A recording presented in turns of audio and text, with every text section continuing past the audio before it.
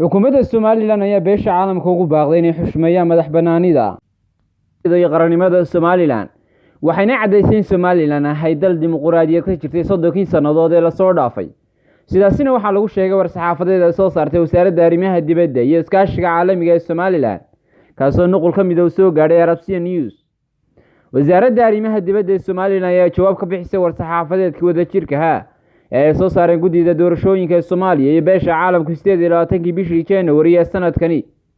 waxayna wasaaradda ugu digtay beesha caalamka faragelin kasta oo waxyeelo ku noqon karta madax bannaanida sharciga ku dhisan iyo xornimada siyaasadeed iyo dhuleed ee Jamhuuriyadda Somaliland.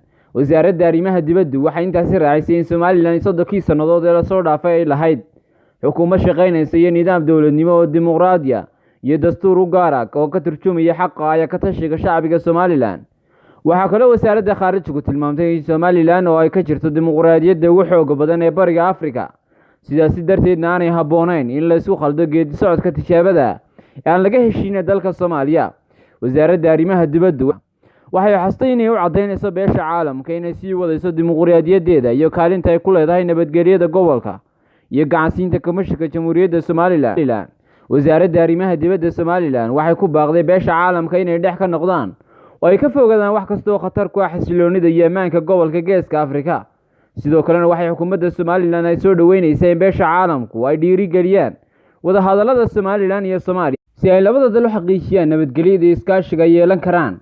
waxaa kaloo lagu sheegay war-saxaafadeedkaasi wasaaradda arrimaha dibadda inay Somaliland qabsatay doorashooyin ay ku sifeeyeen goobjoogayaashii caalamiga ah qaar u dhacay si xor iyo xalaal ah isla markaasina waafaqsan heerarka caalamiga maadaama ay Somaliland ahayd dalka kaliya diiwaangelinta codbixiyayaasha ku hirgeliyay farsamada casriga ee lagu sawiro buudaysha si loo aqoonsado. ugu dambeyn xukuumadda Somaliland waxay mar kale ugu baaqday beesha caalamka inay xurmeeyaan himilada siyaasadeed ee shacbiga Somaliland.